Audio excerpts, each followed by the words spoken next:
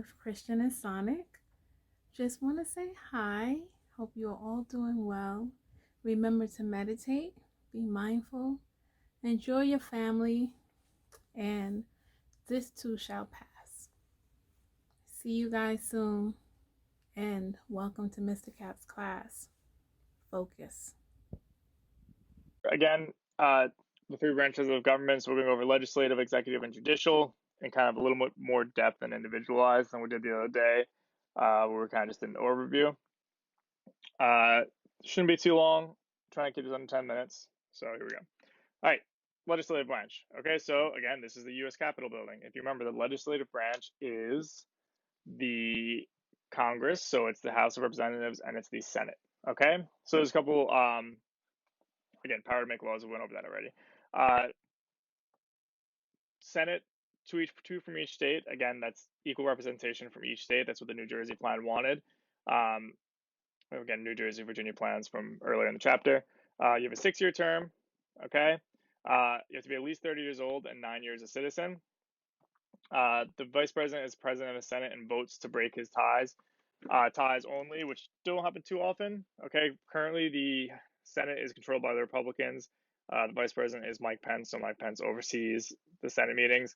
And because there's a Republican majority, there's not really ties because Republicans usually vote all together. Democrats usually vote all together. Okay, they vote on impeachment trials, 2/3 to be guilty. An impeachment is a government official is accused of unlawful activity and then put on trial. Okay, so Trump was impeached. Okay, and there was a trial, and he was found not guilty, so he was not removed from office. All right, House of Representatives. This is based on the population of the state. So again, this is what the Virginia plan wanted. It's a 2-year term. And you have to be at least 25 years old and 7 years a citizen of the United States. All right, and there's 450. Let me just double check. 453 maybe. Let's just look.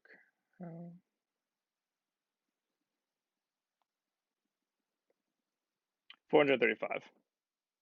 All right, it's 435, and then 100 senators, so 535 total members of Congress. Okay, so that's just breaking up the two: Senate, where the requirements are, and then House, which are a little easier. Okay, so I could run for House Representative if I wanted to. All right, so bill, which is a proposed law, bills need to have a majority vote, one more than half. Okay, so in the Senate it'd be 51 to 49 to pass. Bills passed by both houses, so both the Senate and the House of Representatives, goes to the president to sign. The president can veto it, which the presidents do that. Andrew Jackson made that popular in the late 1820s. He was vetoing bills left and right, where he kind of made it more of a common thing for presidents to do.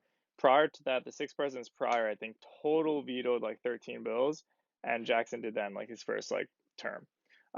So ever since then, it's kind of been something that presidents do. They don't do it all the time because you want to try to be partisan and work together, but it does happen. Okay, so veto means to cancel. So if a president cancels a bill, Congress can override that veto with a 2/3 vote. But if that doesn't happen, vetoing the bill, all it does is it kind of starts everything over again. Okay, so usually what happens is it just starts the process. They have to change the wording and then they have to vote on it again. Sometimes what the president will do is the president will just leave the bill on his desk and not sign it or veto it and wait for Congress to be out of session. Okay, which back in the day, people wouldn't be in Washington D.C. during the summer because it was too hot and muggy and buggy. Again, it was built up. Washington D.C. was built on a swamp, so there'd be a lot of mosquitoes, and malaria kind of ran rampant. So back in the day, you could do that because when summer hit, representatives would leave the city and go home, and you can't vote from, especially back then when there was no technology, you can't vote from California. You can't do that now either. You're supposed to be in person to vote. That was a big issue the other day where there was a representative, I can't remember what state he was from, but there was a Republican representative who they weren't doing a legitimate vote for the stimulus package in the House. They were just doing like A's or nays. And he wanted like an actual vote. So people started flying in from other states to be present for the vote. And then they kind of just did like a vote. They just said, oh, everyone said A. And then Pelosi said, okay, the A's have it. and then that was it. Okay, so they didn't actually vote. But you have to be in person to vote. So during the winter, everyone would be there, so the president wouldn't be able to leave it on his desk for too long. But if he gets in the spring, he could possibly get away with kind of leaving it on his desk. Okay, all right. How does bill become law? I'm actually going to send you guys the Schoolhouse Rock video. Okay. First method, passes one house by majority vote, passes second house by majority vote, goes to president, president signs into law. Okay, that's the easiest, kind of straightforward method. All right. Second method, passes one house, passes second house, goes to the president, vetoes it, goes back to the house it originated in. So it would have to go back to the Senate or the House of Representatives. They would have to now pass it again by two-thirds. Okay, and then it would go to the next house, and again they'd have to pass by two-thirds. Okay, so it makes it a little more difficult. Okay, so again, powers of Congress: collect taxes, borrow money, regulate interstate trade, coin money, so Federal Reserve, set up federal courts, and then declare war. They have to be asked by the president to declare war, so Congress doesn't say, okay, we're going to declare war. It's usually the president asks them permission to declare, will ask them to declare war, and usually if he asks that, it will happen. Okay, it hasn't happened in a little while. Okay, maintain an army and navy, and then the elastic clause, which is Article 1, Section 8, Clause 18, necessary and proper to carry out powers, make laws not specifically mentioned in the Constitution. Okay, so this expands the powers of Congress. So again, the amendments that are in the Constitution aren't the only laws in the country.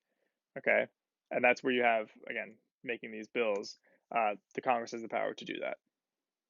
Okay, all right. Again, just pause if you need to write this down if you're doing that. All right. Executive branch.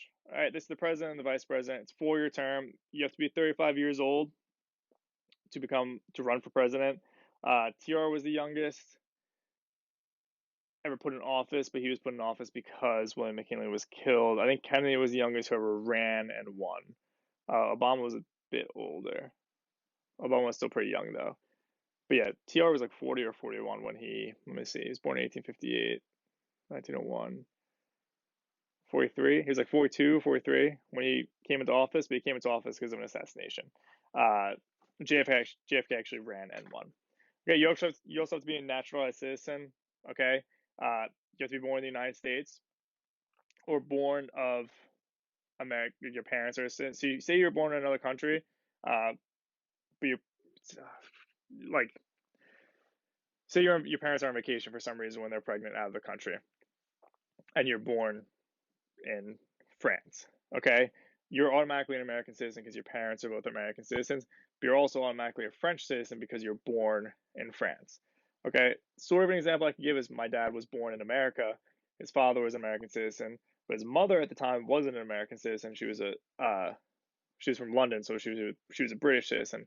So my dad had dual citizenship up until he was 18, where then he had to forego one of them. So he foregoed having British citizenship to just retain his American citizenship.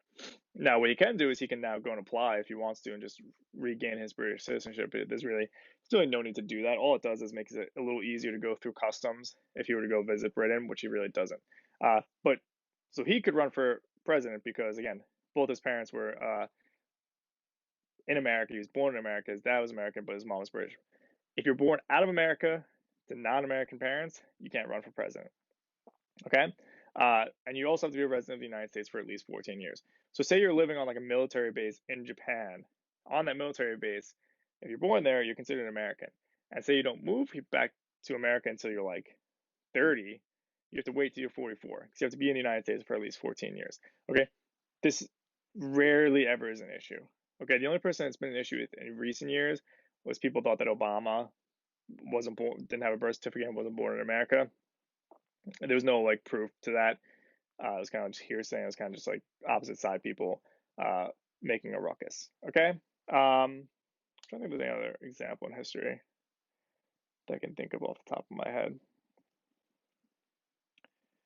There's definitely another one I can't think of it right now though. But all right, these are just electoral maps, and I'm going to kind of go over how this works. This is 2000, so this is Bush and Gore. This is 2016, so this is Trump and Clinton. You see Trump has the electoral vote. Clinton had the popular vote. Let me see if it shows it here. It doesn't. Okay. But what you can see here is, we get the laser pointer. Each state has a number of delegates. So if you win the popular vote in a state, you get these delegates. So Clinton, for example, won the popular vote in California, okay, which has a large population. Because of that, they have a lot of delegates. They have 55. So those are the senators plus the delegates from the House of Representatives. That's how you get that number. So she won the popular vote in California, so she gets 55 delegates, which you see up here, okay? And then Trump, say, wins Texas, so he wins the popular vote in Texas, so he gets 38, okay? And that goes up here. And what you see is Clinton won the West Coast, she won the Northeast, and she won a couple other states in the central United States, but primarily the central United States was Republican. Okay, so even though these states have less population, which means they have less electoral votes, Trump won a majority of them. Okay, so he didn't win the popular vote because you have California and New York with huge populations that Clinton kind of ran away with, but Trump was able to win all of these smaller states that added up to enough to claim victory. Okay, and this is kind of just a more detailed county by county version of this. Okay, so if you see, central United States was red, so red is Republican, blue is Democrat. And if you look, like, say you look in California, and also Washington and Oregon, you can't see it because it doesn't show the cities, but you have like Seattle and Portland up here. You have Los Angeles, San Francisco, okay, San Diego's down here. Over here you have Chicago, all right, and then you have New York City over here, you have Boston over here, and you have Washington, D.C. down here, okay? And if you look, it's really in the big cities, okay, where you have a lot of Democrats voting, where you get the majority, where Clinton got so much of a majority. Because if you look at California, you see there's a lot of red in California. There's actually a lot of red in New York too, upstate. And actually, if you go into Long Island and you look like town by town, there were a lot of towns in Long Island that voted for Trump. But again, you have the city and you have the 5 boroughs that primarily vote Democrat. So that's where you get the majority of the population, where you get the state to then vote blue rather than red. Okay, but then you have states that, like Texas or Oklahoma, which is all, Texas have a little blue. Oklahoma is all red. Okay, so again, kind of just going through this. Popular vote, okay, she won by like 1 million, but you need 278 electoral votes to win. Trump had 290, Clinton had 232. Okay, so yes, Clinton won the popular vote, but Trump won the national electoral vote. And again, if you look at it, you kind of see why Clinton won the cities, all right, but Trump won these smaller states, and those electoral votes added up. Okay, okay, just you want to look at Obama too. Kind of same deal, where you have Romney was winning a lot of the central United States, okay, and they were red. But what if you look? I just want to show you.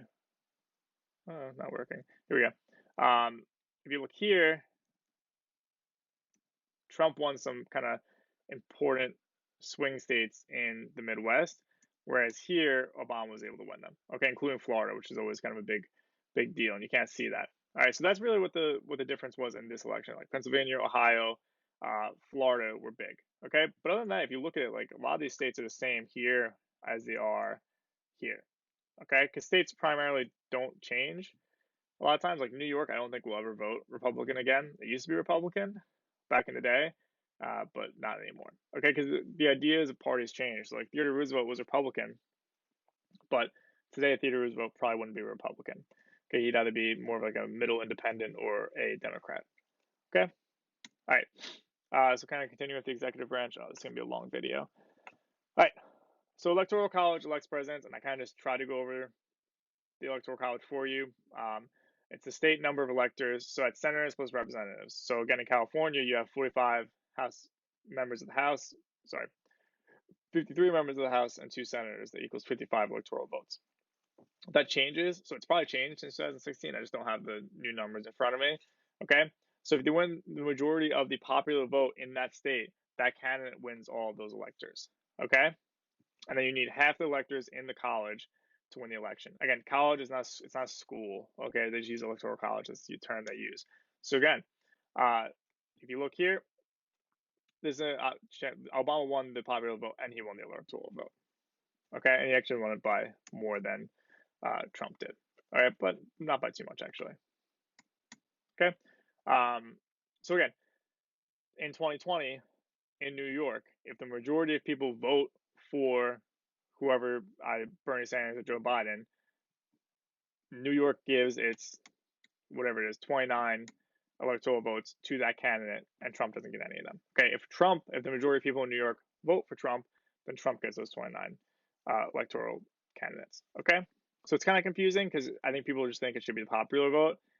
There's kind of reasons it's not the popular vote, and again, that's with like the big state, small state debate that we talked about with like the Virginia plan and the New Jersey plan. Small states, like the states in the Midwest who have a lower population, feel that if you go popular vote, then they're not really going to have a chance to elect the representatives that they want. Okay, so this kind of gives small states more of a voice. All right, that's where you get, again, there's a big debate, great compromise that we talked about earlier. Okay, powers of the president, chief legislator. Okay, they can veto bills. Congress can override that. We already ran over that. It's 2/3 vote back in both houses. Okay, so they're head of the armed forces, commander in chief. You've probably heard the president called commander in chief before. If there's a big military decision, it kind of has to go through him. Okay, so when they killed Osama bin Laden, you can see Obama was the one who kind of gave the go ahead. Okay, they're a chief diplomat, so they negotiate treaties with other countries, and they make foreign policy with other countries. I'm trying to think of an example. I mean, you could look at Trump talking with North Korea. You could look at Trump talking with the European countries. Trying to think of an example from a lot of presidents kind of act as mediators too to countries who are at war. Carter did that. TR did that with the Russo-Japanese War, and that's kind of like their role in foreign policy. Okay, they can also give pardons. So what usually happens at the end of a president's term is they go and they pardon a bunch of people who have like nonviolent crimes. Obama did that. Trump's already pardoned a bunch of people who kind of were in on drug crimes that back in when they were arrested were more serious than they are now because laws have changed. So he's pardoned a couple people and let them out of jail. I'm really going a little too long now.